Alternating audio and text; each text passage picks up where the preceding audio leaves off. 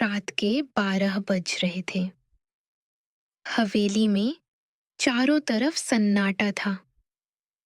Shefali diary को अपने तकिए के नीचे रखकर सोने ही वाली थी कि अचानक खिड़की अपने आप खुल गई।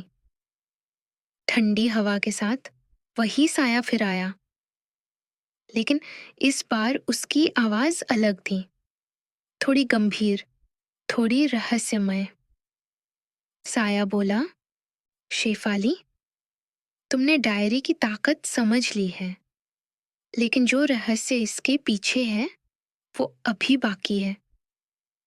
शेफाली ने हिम्मत जुटाकर पूछा, तुम कौन हो और ये डायरी आखिर आई कहां से?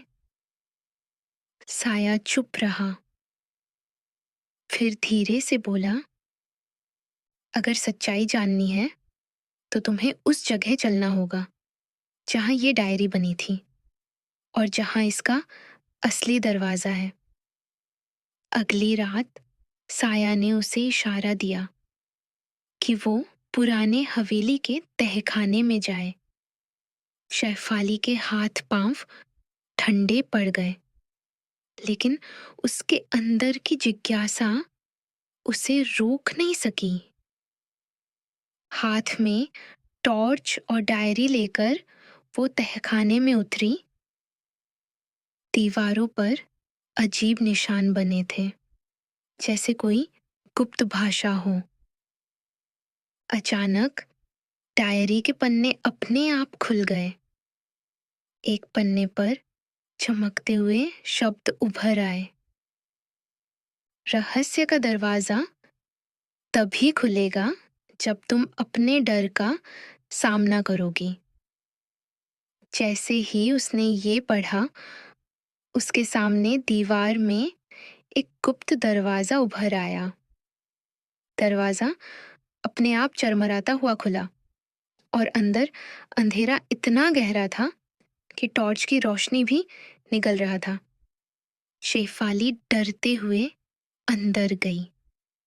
अंदर पुरानी किताबों और डायरी का ढेर था और बीच में एक पुरानी लकड़ी की कुर्सी पर बैठा इंसान जैसा साया, जिसका चेहरा ढका हुआ था। उसने धीमी आवाज में कहा, शेफाली, ये डायरी तुम्हारी दादी की थी।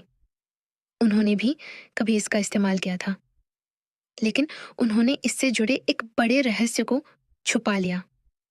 शेफाली हिल गई। कैसा रहस्य? उसने पूछा।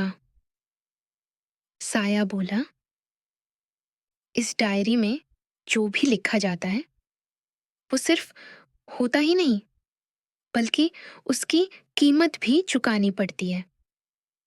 अब तुम्हें ये तय करना होगा कि तुम इसका इस्तेमाल सिर्फ अच्छे के लिए करोगी या अपनी जिज्ञासा के लिए। अचानक पूरा तहखाना हिलने लगा। पुरानी किताबें गिरने लगीं। साया जोर से बोला, अगर तुमने गलत फैसला लिया तो ये दरवाजा हमेशा के लिए बंद हो जाएगा और तुम इस अंधेरे में फंस जाओगी।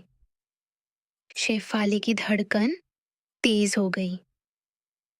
उसने डायरी खोली और लिख दिया, मैं इस शक्ति का उपयोग सिर्फ मदद के लिए करूंगी, बिना किसी स्वार्थ के। जैसे ही उसने ये लिखा, तेज रोशनी फैली और दरवाजा अपने आप खुल गया। साया मुस्कुराया और बोला, अब तुम सही राह पर हो, लेकिन याद रखो, असली परीक्षा अभी बाकी है। शेफाली घर लौट आई, लेकिन अब उसके मन में और सवाल थे। कौन था वो साया? उसकी दादी का डायरी से क्या रिश्ता था? और वो असली परीक्षा क्या थी जिसका जिक्र उसने किया? कहानी यहीं से और गहरी होगी अगले भाग में।